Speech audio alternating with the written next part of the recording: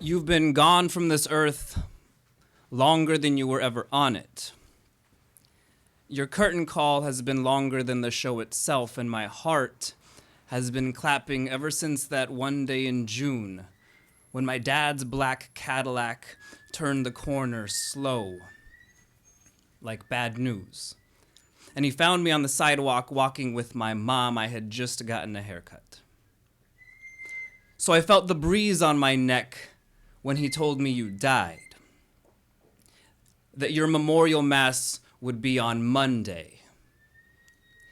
He asked me if I was okay. I think.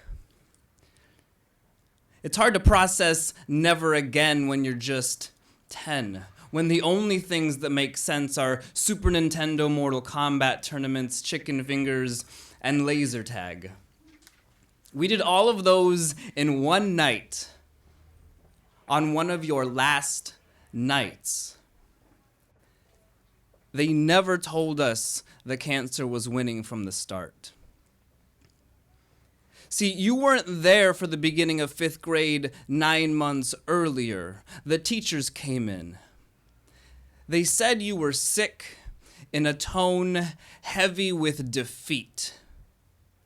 They said you had cancer in your bones. We cried.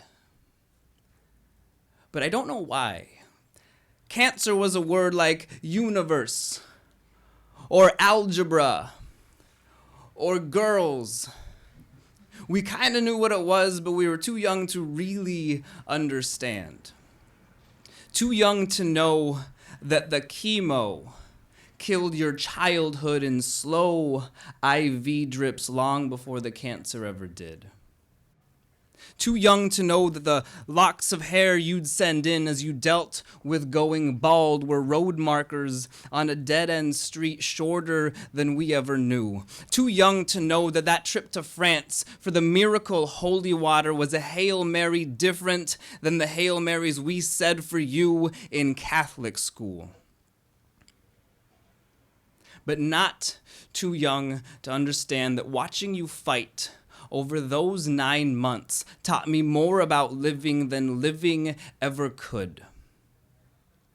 You taught me about time.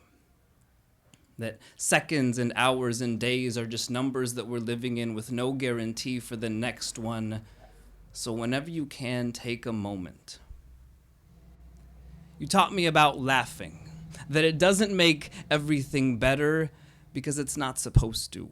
It makes everything perfect right then, so do it and do it often. You taught me that dreams are taking a few steps when your life is a wheelchair, and looking at those pictures of you putting on a wetsuit for over an hour because your body was more like water than that ocean you wanted to get into.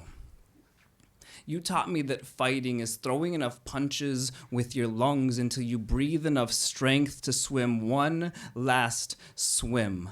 Your last wish on this earth was to ride the Pacific, to feel the power of nature carry you again before it carried you away. I wonder if your horizon felt within reach that day. I wonder if you could feel your own current.